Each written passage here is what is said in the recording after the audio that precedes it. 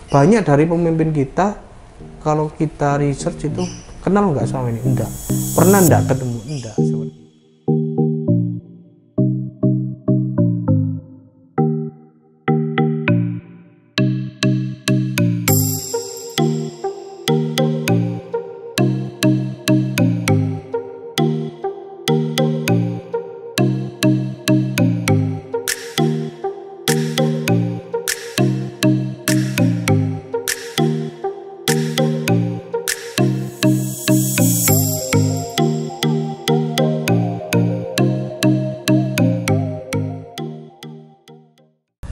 Mas Muhammad Najib, apa kabarnya? Alhamdulillah baik. Sebelumnya bisa dilapis dulu Mas. Oh siap. Oke. Terima kasih atas kesediaannya untuk meluangkan waktu. Kita akan berdiskusi nggak lama ya Mas Najib. Di tengah-tengah waktu kita yang sudah nggak lama juga ketemu, kita akan membahas tentang program studi kita Ilmu Politik Tercinta yang sebenarnya itu sangat luar biasa. Luar biasa. Oke Mas Najib, bisa diceritakan pada kita kenapa dulu Mas Najib memilih program studi ilmu politik? Dulu memilih program studi ilmu politik aslinya sebuah kebetulan lah, kebetulan dan ketidaksengajaan. Dan kenapa bisa dikatakan seperti itu? Karena memang awalnya yang dipilih adalah program studi hukum. Kan karena hukum itu saya tidak diperbolehkan sama orang tua, akhirnya saya berpikir apa yang masih ada korelasinya dengan hukum, dengan jurusan hukum itu. Oh ternyata ilmu politik. Dan tidak hanya itu, kenapa saya memilih politik dan hukum itu karena memang basic di SMA itu kan suka pelajaran. Kalau mungkin di zaman saya itu PPKN ya, nggak tahu sekarang mungkin PKN. Itu di zaman saya itu PPKN, berbicara mengenai pemerintahan dan sosial yang lainnya seperti itu, hanya di PPKN itu. Itu sih basicnya memang tidak jadi di hukum tapi di politik gitu. Itu. Tapi kecewa nggak Mas setelah itu karena nggak jadi ambil hukum, kemudian berproses mempelajari ilmu politik? Kalau kecewa sih tidak, karena itu tadi ketika tidak diperbolehkan hukum dan memilih ilmu politik, ya saya menikmati proses itu. Dan ilmu politik setelah saya berproses ternyata jauh lebih luas dan jauh lebih unik daripada hukum itu. Kalau saya sih mengalaminya dan menjalaninya seperti itu. Sangat-sangat unik, sangat-sangat luas. Dan kalau pribadi saya menganggap bahwasanya justru ilmu politik ini melebihi dari ilmu hukum gitu. Itu kan ketika hukum itu berbicara ngomong soal peraturan atau ngomong soal normatif itu kan, ilmu politik jauh bisa menjangkau lebih dari hukum gitu kan. Karena kan ilmu politik sangat luas sih kalau saya kira, dan merupakan ilmu yang merupakan pondasi dari semua kehidupan, semua sistem kehidupan. Itu kan. Selama mempelajari ilmu politik sendiri, tentunya ini kita ngomong pas pada masa mahasiswa ya Mas. Iya. Apa saja yang dipelajari di ilmu politik? Wah, kalau ilmu politik sendiri ketika berproses menjadi sebuah mahasiswa ya, waktu menjadi mahasiswa sangat banyak. Uniknya gini, ketika saya masuk ilmu politik, semester 1 sampai 3 itu saya justru jarang mendapatkan ilmu dari dalam kelas. Kenapa? Karena saya bertemu dengan dosen-dosennya itu ya di lingkup luar kelas, dalam artian bicara yang tidak formal, non formal gitu. Kalau di kelas kan ya namanya pembelajaran kan pastinya kan formal dan ya yang teori dan seperti itu. Tapi saya baru kliknya itu ketika semester 4 ke atas gitu. Dan memang tidak menutup kemungkinan di belajar di ilmu politik ya saya sampaikan tadi lebih luas dan lebih menjangkau semuanya itu tadi. Jadi kalau urusan untuk pembelajaran atau berproses ketika mahasiswa ya itu tadi lebih lebih banyak di luarnya gitu. Kalau untuk urusan ilmu politik sih itu. Faktor apa saja yang bisa memaksimalkan Mas Najib dan mahasiswa-mahasiswa lainnya untuk mempelajari ilmu politik selama di dalam kampus, Mas? Apakah cukup dari akademiknya aja materinya, atau faktor lingkungan dan kegiatan-kegiatan lainnya juga mempengaruhi pembentukan pemahaman Anda?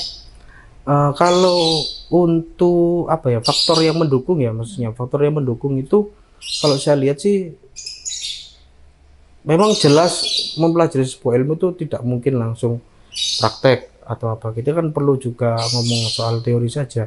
Apalagi kalau hanya kita berpraktek saja tanpa berteori itu buat apa? Apalagi sampai ngomong berteori saja tanpa berpraktek gitu kan. Kalau berteori saja atau tanpa berpraktek itu kan sama saja kita berdiri di Menara Gading. Sebenarnya seperti itu kan. Jadi ketika semester 1 sampai 3 saya mendapatkan ilmu di dalam kelas itu banyak teorinya, tapi semester 4 sampai ke atas memang saya lebih ngomong ke prakteknya, dalam artian tidak meninggalkan soal teori-teori di dalam ilmu politik itu tadi, dan memang kebutuhannya yaitu yang harus diperbanyak ya prakteknya itu tadi, meskipun sambil tidak meninggalkan teori itu tadi. Itu faktor-faktornya ya itu yang mendukungnya, dan juga apa ya, faktor lingkungan juga perlu gitu, karena kita tidak mungkin belajar di suatu kelas itu teorinya terus kemudian nantinya di luar tidak bisa mengaplikasikan teori itu tadi gitu. Terus sebaliknya kadang bisa mengaplikasikan tapi tidak tahu teorinya, berarti kan ibarat kata tidak ada tidak ada jalur yang untuk membatasi itu tadi, bisa semacam apa ya, sporadis lah, jadi praktek keilmuannya jadi ngawur gitu. Kalau saya lihat sih seperti itu. Oke, Mas Najib, walaupun kata Anda kebetulan ya S1-nya ambil ilmu politik, tapi kemudian Anda juga masih melanjutkan S2-nya ilmu politik gitu. Apakah memang sudah ada proyeksi untuk berkarir di bidang itu juga, di bidang politik juga? Sebenarnya kalau S1 politik kemudian S2 politik itu apa? Bukan saya merencanakan nantinya saya akan berkarirnya di bidang politik, atau banyak orang yang menyangka bahasanya ketika S1 politik dan S2 politik, wah pasti anak ini atau pasti orang ini tuh akan menjadi dosen. Tuh, tapi saya tidak ada rencana untuk kedepannya seperti itu. Atau politisi kali? Kalau politisi itu belum sih. Kalau maksudnya dalam artian gini, memang lebih ke ketika S1 politik, dan kenapa mengambil S2 politik, karena itu tadi kenyamanan dan menemukan ternyata ilmu politik ini jauh lebih dalam dan jauh lebih luas mempelajari keilmuannya. Jadi ketertarikan dari S1 kemudian lanjut lagi S2, tidak selalu memikirkan bahasanya nantinya saya akan jadi dosen atau saya akan jadi politisi. Itu kan seiring berjalannya waktu, seiring berjalannya kita bergeraknya bagaimana itu. Yang terpenting yang terpenting mempelajarinya untuk menuntut ilmunya itu tadi, dan tidak lupa ketika menuntut ilmu, menuntut teori, kita juga ada ngomong soal mempraktekannya seperti itu. Itu sih. Jadi tidak melulu yang memang ada bangunan khusus atau memang berencana memang untuk berkarir di politik, tidak sih. Dan menurut saya ketika kita menjalani kehidupan ya kita sudah berkarir dalam politik, itu sih. Oke, berarti kehidupan sehari-hari kita berarti sudah menjalani karir di bidang politik juga ya, Mas? Iya. Gimana itu penjelasannya Mas Najib? Kehidupan sehari-hari yang bagaimana? Gini, kehidupan sehari-hari yang di dalam yang saya maksud adalah kadang kan kita di rumah, kita misalkan orang-orang yang memang di rumah, kemudian dianya itu ada sebuah kelompok, katakanlah tingkat RT lah, ada berkelompok atau berorganisasi tingkat RT, entah itu menjadi pengurus RT, itu kan sudah berpolitik juga. Belum lagi kalau beliaunya aktif atau orang itu aktif di tingkat RW, bisa juga di tingkat RW ataupun pada tingkat desa, seperti entah itu orang itu menjadi BPD, entah itu orang itu menjadi LPMD atau semacamnya, itu kan dia kan sudah apa ya, sudah secara tidak langsung sudah terjun dalam politik itu tadi. Itu sampai pada tingkat desa, belum lagi yang tingkat semisal berorganisasi di luar pemerintahan atau organisasi sosial, seperti mungkin kalau pemuda Karang Taruna gitu kan ya, atau juga kalau misal entah itu di kalau organisasi masyarakat sih banyak, ada semacam Pemuda Pancasila, ada Muhammadiyah, ada NU dan sebagainya, seperti itu banyak sih kalau itu. Dan pastilah semua orang itu pasti semuanya masuk dalam organisasi itu, tidak tanpa terkecuali ya. Misal orang itu tidak mau berorganisasi sosial, pastinya beliaunya juga atau orang itu masuk dalam organisasi tingkat RT lah, setidaknya jadi bapak-bapak pengurus RT gitu. Itu yang saya anggap bahwasanya semua berpolitik gitu. Dalam keluarga pun juga mungkin bisa berpolitik gitu kan. Itu sih, itu yang saya anggap semuanya. Tapi kalau untuk yang lebih jauh lagi ya itu tadi yang saya jelaskan di awal soal ngomong bisa juga di organisasi sosial dan lainnya. Berarti kita bisa berpolitik di semua segmen kehidupan yang masih seperti Mas Najib sampaikan. Tapi Iya.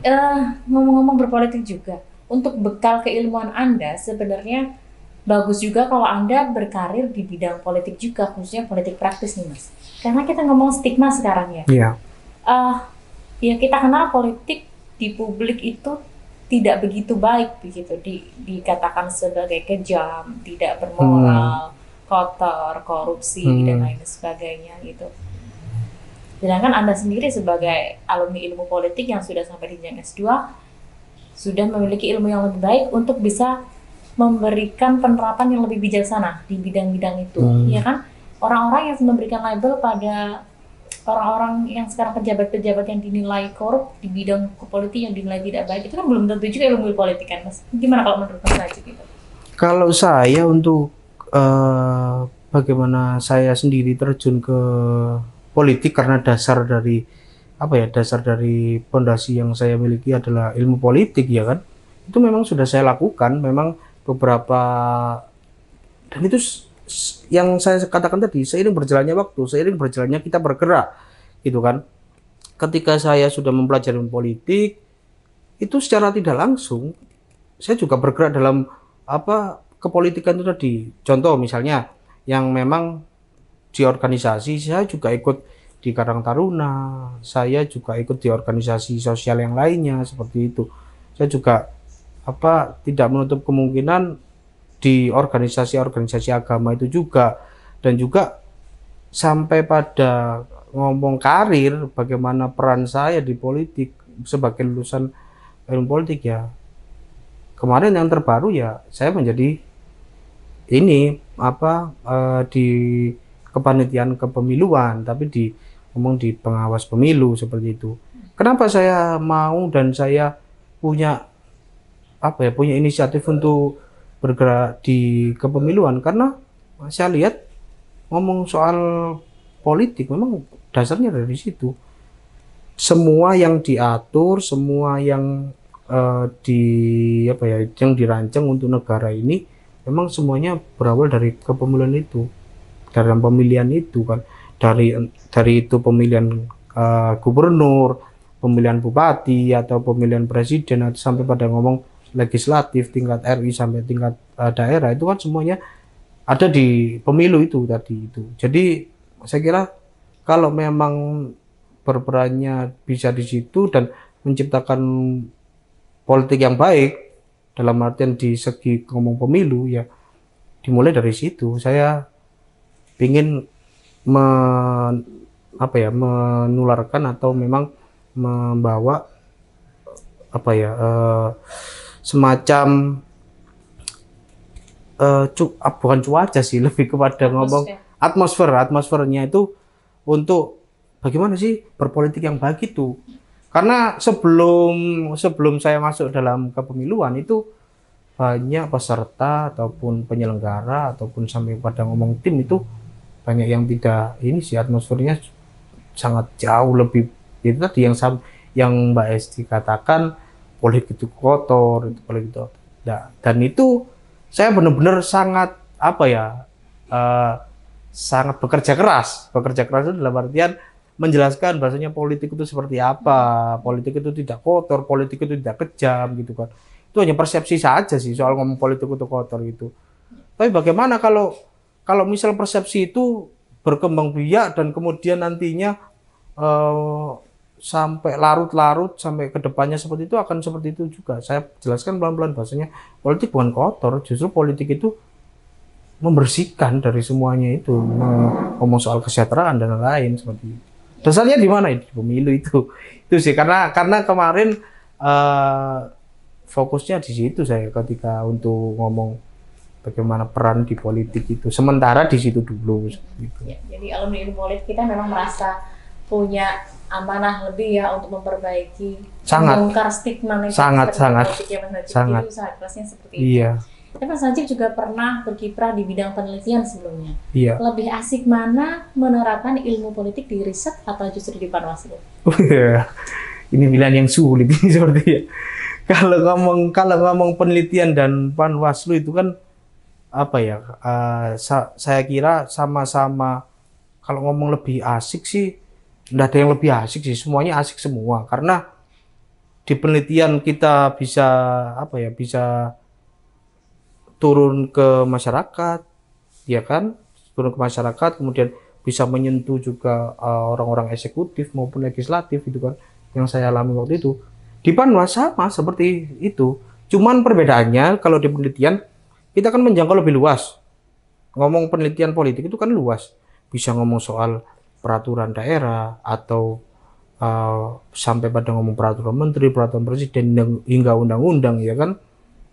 Dan itu di semua lini. Dalam artian bukan hanya fokus di ngomong soal pemilu. Kalau kita bandingkannya dengan pengawas pemilu ya. Kalau penelitian kan banyak sosial dan politik dan yang lainnya, ekonomi politik juga ada itu kan banyak juga. Nah sedangkan kalau di pemilunya, kalau di Panwaslunya itu memang lebih ngomong soal murni ke pemilu gitu.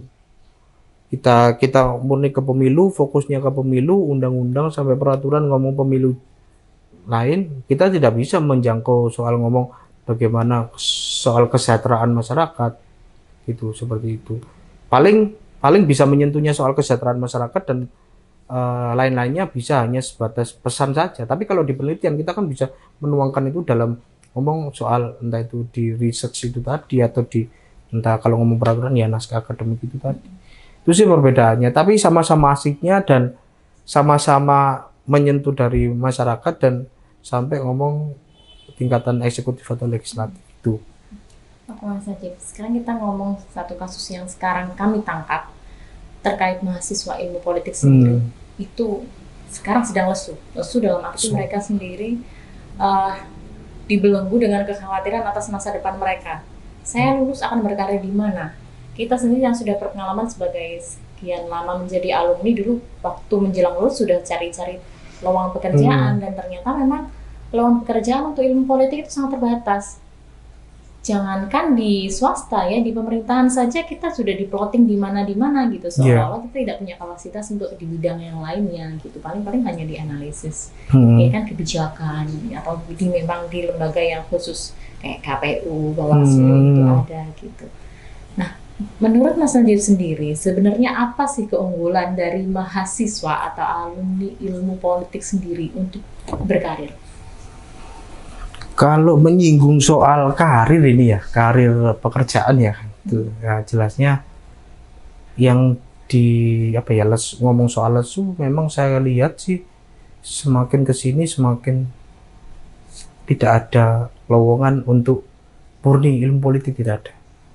Pasti ilmu politik masuknya ke lulusan semua jurusan itu, entah itu di BUMN, entah itu di pemerintahan ngomong soal ASN dan yang lainnya gitu kan, atau di perusahaan swasta sekalipun jarang dan bahkan tidak ada Kalau ngomong murni ini harus butuh politik, tidak ada itu. Terus kemudian yang pernah saya alami juga pada saat sebelum lulus ini, setelah skripsi itu saya mengalaminya juga, coba melamar kerja. Bagaimana sih, yang tahu ada pertanyaan yang unik di wawancara itu, gitu kan. Loh mas, ilmu politik, loh lulusan ilmu politik, kenapa kok ngelamar di swasta seperti itu? Gitu kan. Saya balik tanya ke orangnya, memangnya nggak boleh pak? Gitu.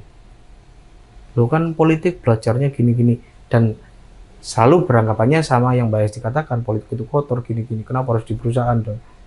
Semacam ada ketakutan dari perusahaan atau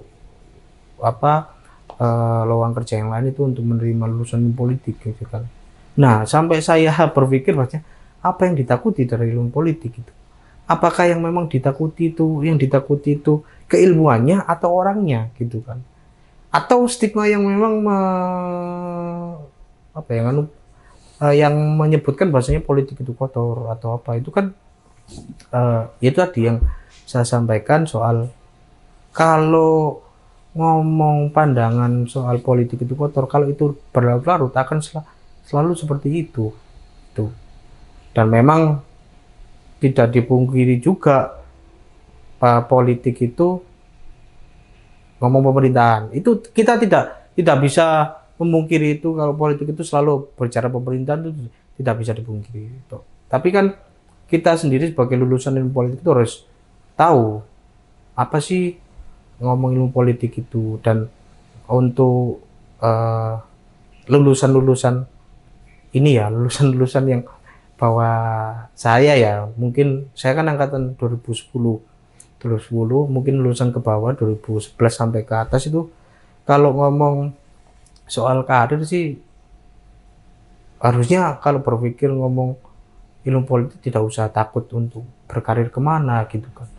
Kadang kan memang ya namanya juga berkuliah atau kuliah itu kan kadang tuntutan orang tua, ya kan, tuntutan pekerjaan yang harus punya ijazah, gitu kan. Kadang orang tua juga pokoknya cepat lulus atau apa gitu, nanti biar kerja lulusan sarjana gitu. Padahal juga tidak harus seperti itu kan. Banyak sekali di ngomong lulusan ilmu politik itu kerjanya apa. Justru kalau pemikiran kita atau pemikiran lulusan ilmu politik itu tidak harus berpikir bahwasanya saya harus kerja jadi pegawai, tidak. Justru lulusan ilmu politik itu melahirkan seorang pemimpin, melahirkan seorang yang, kalau boleh saya katakan, lulusan ilmu politik itu adalah decision maker-nya semua kehidupan kalau kita ngomongin Indonesia gitu. Itu sih kalau saya lihat. Kalau memang lulusan ilmu politik itu harusnya yang berpikiran saya jadi pegawai gini, janganlah. Kalaupun memang nantinya melamar jadi pegawai atau ASN atau apa, kalau tidak diterima dan kemudian patah semangat, jangan. Berpikiran bahasanya lulusan ilmu politik adalah decision maker di semua lini di negara ini. Apa-apa ya tetap butuh ilmu politik, gitu loh. Jadi ya jangan sampailah memilih jurusan ilmu politik itu hanya sebagai karena nggak keterima di pilihan pertama kan, kemudian pilihan kedua harus dijalani aja untuk menyenangkan orang tua. Jangan, karena memang ilmu politik memang itu tadi, dan beda dengan saya. Kalau saya kan tidak diperbolehkan orang tua, akhirnya ilmu politik yang menjadi pilihan utama tadi itu. Dan ternyata ya jauh lebih luas dan jauh lebih dalam dari semua ilmu apapun. Itu sih kalau saya. Oke Mas Najib, kami mohon Mas Najib memberikan semangat kepada para mahasiswa dan ilmu politik. Tolong sampaikan himbauan kepada para mahasiswa ilmu politik dan para fresh graduate maupun alumni ilmu politik yang sudah bahwa mereka punya keunggulan.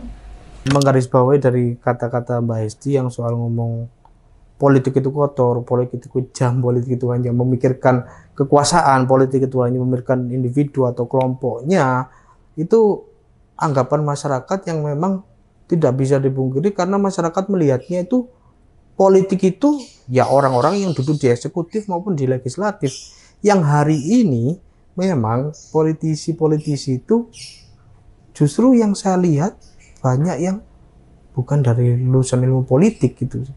Itu kalau yang saya lihat, dan bukan menampilkan apa ya keilmuannya mereka, tapi ilmu politik itu adalah kan fondasi untuk kedepannya mempelajari seluruh kehidupan politik. Tapi kalau memang tidak ada pondasinya, sama seperti rumah, kalau tidak ada pondasi lah buat apa gitu kan. Yang bangunan-bangunan dasar itu kan ada di pondasi. Kalau pondasinya itu kuat, mau dibikin apapun gedungnya, mau dibikin apapun bangunan politik yang ada di kehidupan itu, kalau pondasinya kuat ya kuat. Tapi kalau misal hanya sekedar dia itu yang saya katakan di awal untuk ngomong hanya teori saja tanpa ada praktek, ya seperti berdiri di menara gading. Pun sebaliknya, ketika ngomong praktek saja tidak ada teori, ya sama saja ya, buat apa itu, karena pondasinya ada di seperti itu sih. Oke. Satu lagi Mas Najib, ketika orang bilang politik itu kotor, menurut Anda mengapa politik ini disebut kotor dalam pandangan Anda? Kotornya itu seperti apa? Akhirnya orang berpandangan sinis terhadap kita. Kalau saya tadi menangkap omongannya Mbak Esti soal politik itu kotor, itu saya langsung menangkap ketika saya bergerak di bidang penelitian, research juga, sampai ngomong ke Panwaslu juga. Itu politik kotor itu satu, dari ngomong soal kebijakan itu tidak ada kebijakan yang memang dibuat murni atau disaring dari masyarakat. Memang semuanya dari klasifikasi 1 sampai 10 pasti yang diambil hanya 2 atau 3 kebijakan saja. Terus yang lainnya di mana? Itu satu. Yang kedua, politik itu kotor yang saya tangkap adalah orang-orang yang membidangnya atau yang bergerak di bidang politik praktis itu, mereka seperti tidak ada etika. Padahal di ngomong soal ilmu politik, ketika saya belajar itu ada ngomong soal etika politik dan lain gitu kan. Jadi politik itu tidak sembarangan, pasti ada etikanya juga. Makanya perlunya ilmu politik seperti itu. Yang ketiga, banyak kasus korupsi. Kan. Masyarakat kan memandang bahwasanya orang-orang yang korupsi itu kan politisi. Dari tingkat atas, mungkin menteri, mungkin anggota Dewan RI, sampai pada ngomong kepala daerah, itu kan orang-orang masyarakat awam itu menganggap korupsi itu kan politisi yang dipilih, yang menjalankan politik. Kenapa harus korupsi? Nah, itu kotornya di situ. Jadi seakan-akan uangnya itu dikorupsi, mementingkan kelompoknya, mementingkan diri sendiri, dan mementingkan kekuasaan untuk memperkaya itu tadi sendiri. Dan itu yang dianggap kotor oleh masyarakat, sangat kotor, karena mengedepankan di kepentingan diri sendiri dan kelompok seperti itu. Kemudian kotor selanjutnya adalah soal mencapai kekuasaan. Itu soal mencapai kekuasaan itu sangat kotor. Kenapa sangat kotor? Orang-orang politisi yang saya temuin memang banyak yang melihat atau banyak yang bukan mewakili dari lapisan masyarakat. Ya, meskipun di peraturan ngomong pemilu itu ada ngomong daerah pemilihan dan lain, tapi bukan itu maksudnya. Orang-orang itu pengen itu yang namanya masyarakat, yang namanya pemimpin atau yang namanya wakil rakyat itu memang harus turun dan memang harus orang kenal gitu. Tapi nyatanya sampai sekarang ya itu tadi balik lagi, karena memang bangunan yang dibangun itu bukan murni dari ilmu politik, jadi ya mereka nunjuk orang saja, jadi bukan yang memang orang ini kenal gitu kan. Banyak dari pemimpin kita, kalau kita research itu kenal nggak sama ini? Enggak. Pernah enggak ketemu? Enggak, seperti itu. Jadi kotornya itu untuk mencapai sebuah kekuasaan itu ada faktor X yang memang tidak murni dari mereka turun langsung gitu. Dan itu sangat marah, dan itu kebanyakan memang saya kira latar belakangnya bukan lulusan ilmu politik. Ya meskipun kita tidak memungkiri ilmu politik secara tidak langsung di ngomong kepartaian atau ngomong pemerintahan itu pasti ada bidang di kepartaian atau di organisasi lain itu ada ngomong bidang politik. Tapi kan beda soal ngomong seperti itu, beda bidangnya itu beda ketika kita mengemban keilmuan secara langsung gitu kan. Pondasinya sangat beda seperti itu. Ibarat pondasi itu kan ada batu, ada semen gitu kan. Itu kan hanya batu saja tanpa ada semennya itu. Itu. Dan mohon penjelasan juga nih Mas Najib, bagaimana sudut pandang Mas Najib ketika melihat ya politik itu juga seperti panggung sandiwara juga ya, dramaturgi. Orang hanya menilai siapa dia seperti kayak figur-figur pimpinan, siapa yang menjadi gubernur, siapa yang menjadi bupati gitu. Orang tertarik bukan karena keilmuannya, tapi dari figur siapa di baliknya gitu. Padahal di situ ada ilmu politik yang sangat mendukung kompetensinya. Gimana Mas Najib penjelasannya dalam pengalaman Mas Najib di bidang politik selama ini? Kalau untuk melihat figur ya, kalau untuk melihat, kadang orang itu kan melihat itu ada yang melihat sosok figurnya. Pasti orang sekarang itu melihat sosok figurnya, tapi bukan melihat oh dia itu lulusan mana itu. Karena mungkin apa di apa ya, atmosfer di politik di Indonesia sendiri itu sekarang lebih melihat, ya mohon maaf ini, atmosfer di Indonesia sendiri sekarang melihat politik itu siapa yang punya uang, siapa yang kaya, dan siapa yang bisa membiayai ongkos politik itu tadi gitu. Padahal ngomong soal ongkos politik itu kan bukan hanya melulu soal uang gitu kan. Ongkos politik itu ada banyak bangunan sebenarnya. Itu kan tidak hanya uang gitu kan, ongkos sosial kan juga perlu, masa seperti itu. Dan kalau memang untuk panggung sandiwara, tidak hanya saat panggung sandiwara saja, tapi itu panggung sandiwara itu disuguhkan untuk siapa yang menonton gitu. Dalam artian yang menonton siapa, ibarat kata seperti kita katakan opera di luar negeri ya. Opera di luar negeri itu kan yang menonton itu kan jadi kalangan presiden. Jadi kan yang pesan itu siapa gitu kan, siapa yang bisa memainkan panggung sandiwara ini itu. Jadi kalau melihat banyak yang saya alami itu ketika di lapangan, apa yang mencalonkan untuk menjadi di politisi praktis itu lebih kepada ngomong bukan dari lulusan politik. Nah, nggak ada yang melihat bahasanya oh ini apa ini lulusan politik, wajar atau baguslah kalau memang di praktisi politik itu. Tidak ada seperti itu. Padahal ini kan berbanding terbalik dengan karakter penerimaan kerja di Indonesia. Harus dilihat ijazahnya gitu. Tapi kenapa hari ini di politik praktis itu tidak ada melihat ijazahnya, tidak ada. Bahkan kalau saya berpikir, menurut saya itu hari ini ijazah ketika mau kita berpolitik itu ya punya uang berapa itu di politik praktis ya, ini ngomongnya ya. Makanya itu hal-hal yang memang sebagai lulusan ilmu politik kita harus membongkar itu, dalam artian balik lagi yang saya katakan awal, politik itu tidak kotor, politik itu justru membersihkan. Kalaupun nantinya politik itu semakin kotor, semakin gelap dan lain, itu hanya memang berarti belum ada yang membersihkan seperti itu.